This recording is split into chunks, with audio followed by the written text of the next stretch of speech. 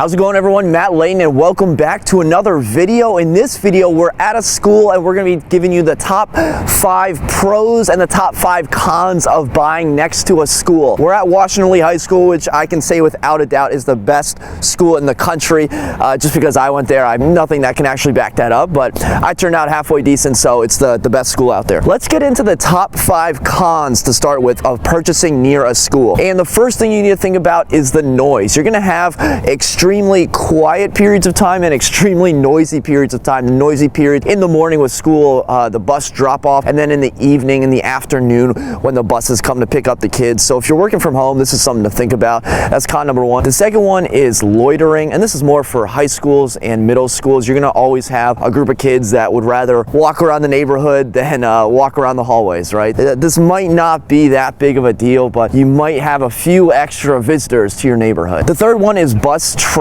Depending on what time you leave in the morning, there might be a few periods in the morning and in the afternoon when your street is just completely packed and jammed and it takes 20 minutes to leave. This is just one of the cons of that comes with the territory of living next to a school, is the bus traffic and the increased amount of car traffic for pickup and for drop off. The fourth con we got is weekend sports. It's a weekend it's actually a holiday and there are people playing out here on the field. Weekend sports, you're going to have more noise. So if you have, pets at home that get stressed out because of noise, or if you're a very sensitive sleeper, noise, and even like Friday night lights. So there are lights here. It's in the morning, so they're not on right now. But Friday night lights, if you have lights near your house, that could be a big issue for you as well. And the last con I have is it's going to be harder to resell.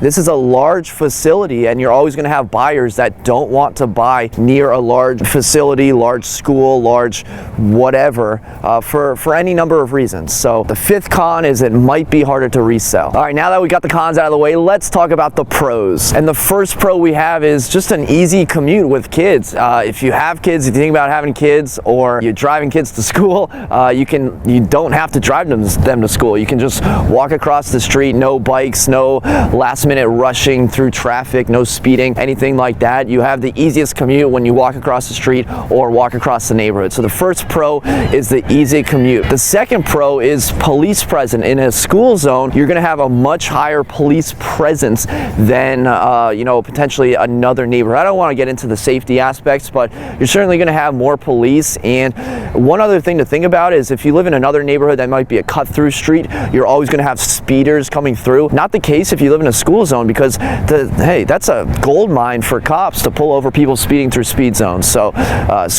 speeding through school zone, that's kind of hard to say.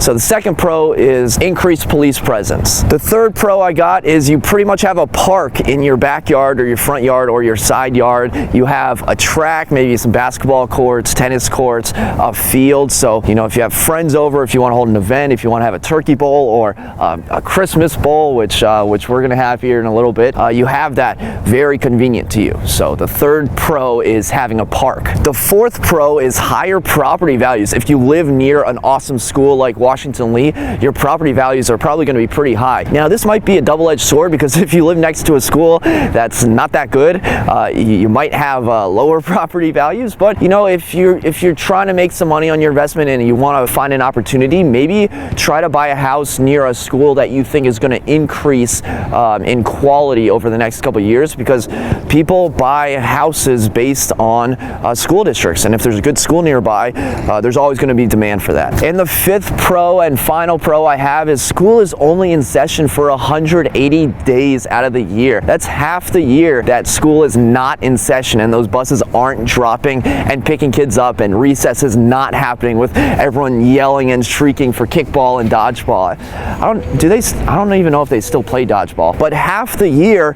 your neighbor is not even there. That sounds like a pretty good neighbor to me if the neighbor's not even there for half the year. 180 days school is not in session, your neighbor is not bothering you. That's the last pro I have. There's pros and cons for buying next to a school. I think there's always going to be buyers interested in buying near a school, and I also think there are going to be buyers that will never touch a house next to a school. So I think it all comes down to your mindset and what's most important to you. Think about your life, your family, your kids. If you have kids, don't think about 20 years down the road when you're looking to resell. Think about what's most valuable to you. Okay, that's all I got for you today. Thanks for watching. Until until next time, create a productive day. Take care.